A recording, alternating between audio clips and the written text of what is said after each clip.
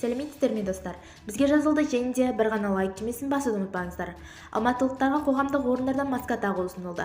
Алматыда бір аптада коронавирус инфекциясын жұқтырудың 187 жағдайы тіркелді.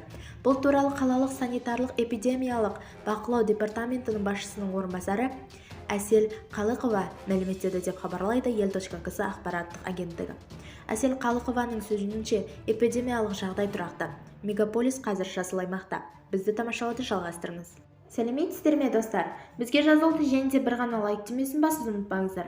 Солтүстік Қазақстанда 100-ден астам жылқы мұз астына түсіп кетті. Атырау ауданы Әлжан ауылының 100-ден астам бас жылқысы мұз астына түсіп қалып кетті. Жылқы 45 адамға тиесілі деп хабарлайды Қазақстан.кз. Бірнеше күн іздеген жылқы Баршы өзенінен табылды. Бақпашы болмағандықтан өзенге барған. Жұқа мұзды ойлап жылқы түсіп кеткен деп хабарлайды облыстың ПМД баспасөз қызметі.